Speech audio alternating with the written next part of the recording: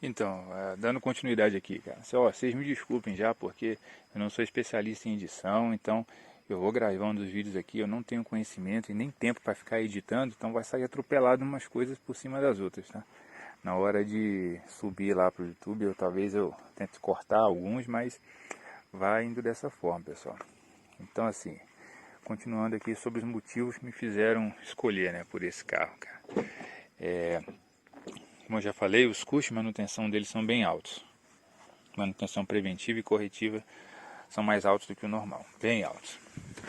Mas qual foi a conta que eu fiz para me fazer valer a opção de comprar esse carro, né? Como eu falei, esse carro eu tirei ele no leilão por um leilão de financeira, né? Isso aí é uma outra coisa, tá? Que é bom observar para quem gosta de participar de leilões. Leilão de financeira normalmente não é garantia de nada, tá?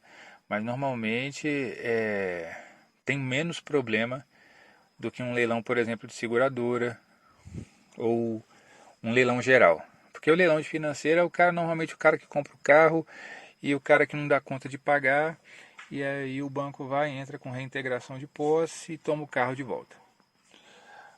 Mas leilão de seguradora normalmente é quando o cara dá a média monta da perda total no carro, e aí a seguradora paga o prêmio para o cara e reforma o carro para vender. Então, normalmente, leilão de seguradora, o cara tem que ser mais cauteloso, né? Ele pode ter mais problema com a estrutura do carro, porque o carro já foi feito algum reparo mais sério na estrutura do carro, né? Então, é mais ou menos por essa linha, tá? Por isso que eu escolhi um leilão de financeira para pegar esse carro. Então, eu paguei menos de 40 mil nele, saiu 39 e alguma coisa. E hoje, aqui no início de 22, no 2022, você tem o carro zero mais barato, você tem na casa de 55 mil.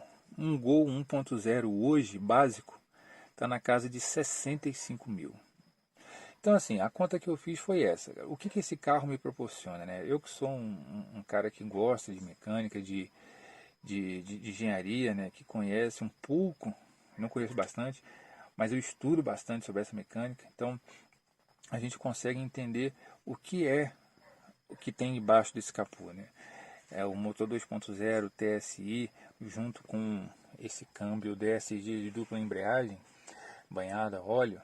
Então a gente vê que peça de engenharia, né? Isso aqui para mim é uma obra de arte, né? Que, em termos de engenharia mecânica.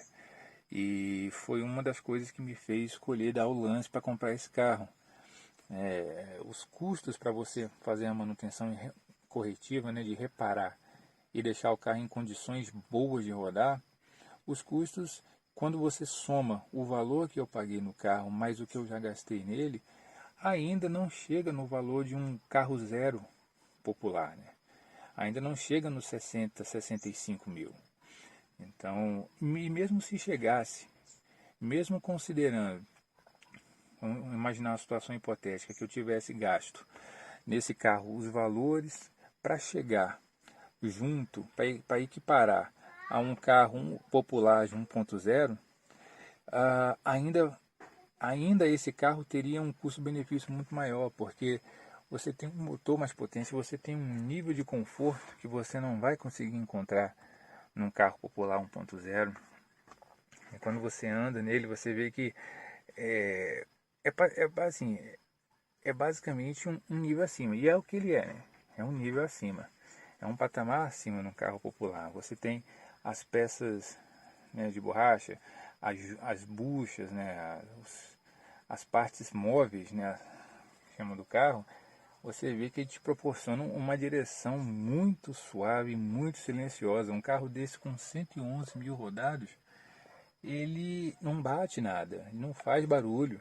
Você anda nele como se tivesse basicamente um 0 km, né? Você não sente, não escuta tranco com troca de marchas, você não escuta nheco-nheco com direção, com caixa de direção, com roda, com amortecedor, com coxinha, com batente, com nada disso.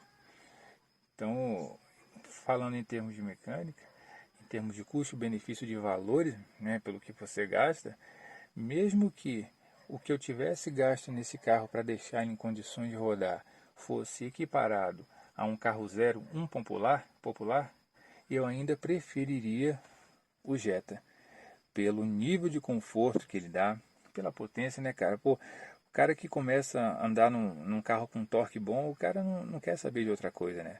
E quando você dá uma acelerada nesse aqui, o carro que faz 0 a 100 em 6 segundos, cara, ele te apaixona. Você cria uma espécie de um vício nesse negócio chamado torque potência que você não quer saber de outra coisa. Então, falando em termos dos motivos que me fizeram comprar esse carro, eu argumento nesse sentido, tá? Eu gastei bastante dinheiro nele. Se for somar, eu não tenho o valor exato, mas eu gastei menos entre 17 e 20 mil que eu gastei nesse carro. Entre 17 e 20 mil que eu gastei com peças e com mão de obra, tá? Gastei muito.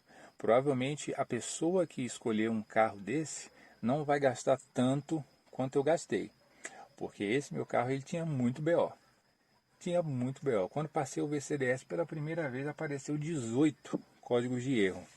Assim, eu imaginava, eu não tomei um susto tão grande porque eu imaginava que ele ia ser um carro bem problemático, né?